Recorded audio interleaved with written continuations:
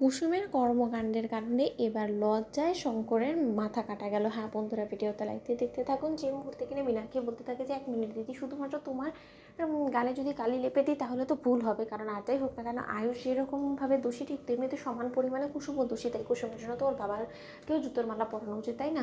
দীপালি এক্ষুনি গিয়ে বরঞ্চ ডেকে আনো। অবশ্যই তুমি তো কোনো মতেই ডেকে আনবেন, আমি বরঞ্চ ননিকে বলি নুনি এক্ষুনি গিয়ে শঙ্কর তাকে ডেকে আনো। ঠিক সেই সময় শঙ্করকে ডাকা মাত্র শঙ্কর যখন কিনা ছুটতে ছুটতে গাঙ্গুলি হাউসে এসে দেখতে পাই যে ইন্দ্রাণী গাঙ্গুলির গালে কালি লেপা হচ্ছে। ঠিক সেই সময় শঙ্কর বলতে থাকে যে কী ব্যাপার ছোটো ম্যাডাম, আপনি হাতে কালি নিয়ে দাঁড়িয়েছেন এবং আপনি কর্তামের গালে কালি লিপছেন কেন বলুন তো? কী এমন হয়ে গিয়েছে আপনার, এরকম কেন করছেন বলুন তো? ঠিক সেই সময় কথা বলা মাত্র ইন্দ্রাণী গাঙ্গুলি যখন বলতে থাকে যে ছোটো, শঙ্করকে শাস্তি দিবি না? ঠিক সেই সময় কথা বলা মাত্র শঙ্করের গলায় যখন কিনা জুতোর মালা পরিয়ে দেয় এবং কুসুম যখন কিনা অবাক হয়েছে এবং বলতে থাকে ছোটো ম্যাডাম অনেক হয়েছে, অনেক সহ্য করে ফেলেছি, আর কোনো মতে আমি আমার বাবার অপমান অসম্মান সহ্য করবো না, তার কারণ আমি যা কিছু করেছি সেই অপরাধের শাস্তি আপনি আমাকে দেবেন, কিন্তু তাই বলে আমার বাবার কে কোনো রকম কোনো অপমান অসম্মান করলে কিন্তু আমি কোনো মতেই সেই সমস্ত কিছু মুখ বুঝে সহ্য করবো না। ঠিক সেই সময় এই কথা বলা মাত্র আয়ুষ বলতে থাকে যে মা এই সমস্ত কিছু কেনই বা করছো বলো তো, কী হয়েছে এটা কি? ঠিক সেই সময় ইন্দ্রাণী গাঙ্গুলি যখন বলতে থাকে যে বাড়ি আমি সঠিক শিক্ষা দিতে পারিনি বলেই তো আমার ছেলে আজকে এরকম বাইরে থেকে পড়াশোনা করে এসে এরকম গ্র্যাজুয়েশন কমপ্লিট করে বিজনেস টাইকুন হওয়া সত্ত্বেও একটা কাজের মেয়েকে যখন কিনা জড়িয়ে ধরে ভালোবাসতে পারি, তাহলে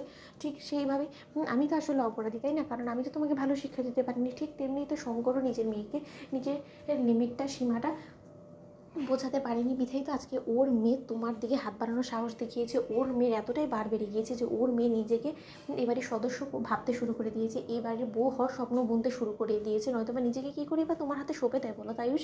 তার জন্য তো শঙ্করও দোষী, তাই না? ঠিক সেই সময় শঙ্করকে যখন গিয়ে মীনাক্ষী বলতে থাকে যে শঙ্কর, তো তুমি নিশ্চয়ই অবাক হচ্ছো যে এই সমস্ত কথা কেন উঠছে আজকে, তাহলে তুমি তোমার মেয়ের কুকীর্তিগুলো দেখো। এই বাড়িতে তোমার মেয়ে দিনের পর দিন আমাদের নাকের ডগায় কী সমস্ত করে যাচ্ছে। ঠিক সেই সময় এক পর্যায়ে মীনাক্ষী যখন কিনা শঙ্করকে সমস্ত ভিডিও ফুটেজ দেখা, ঠিক সেই সময় শঙ্কর বলতে থাকে যে আপনি আমাকে মারুন পিটুন যা ইচ্ছে করুন, আপনি আমাকে জুতো পেটা করুন, কারণ এই সমস্ত কিছুরই তো আমি রীতিমতো অধিকার রাখি, তার কারণ আমার মেয়ের কারণে আজকে আমার লজ্জায় মাথা হেঁট হয়ে গেলো। কুসুম, তোকে আমি বারবার করে সাবধান করেছিলাম যদি কোনোদিন এরকম কাজ করবি না, কিন্তু তুই আমার কোনো কথাই শুনলি না, তুই আমার সকল বারণ অমান্য করে তুই শেষে কিনা এরকমভাবে আমার মুখ পোড়া লিচি চিচিছি, শেষে কিনা তুই নিজেকে একটা পরপুরুষের হাতে সঁপে দিলি শুধুমাত্র এই কয়েকটা টাকার মালকিন হওয়ার জন্য, নিজে এই রাজা রাজত্ব সাম্রাজ্য সমস্ত কিছুর ভাগিদার হওয়ার জন্য তুই শেষে কিনে নিজেকে এরকম করে উজাড় করে দিলে আয়ুষ বাবার হাতে। ছি ছি ছি ছি, এই শিক্ষাই আমি তোকে দিয়েছি, তুই এরকম দিন দেখানো না তুই মরে গেলি না কেন বলতো? তোর এই অপয়া অলক্ষণিক মুখ আমার দেখতে ইচ্ছা করছে না, আমার ঘেন্না করছে তোকে দেখে, এবং আমার ভাবতেও ঘেন্না করছে যে তুই আমার মেয়ে।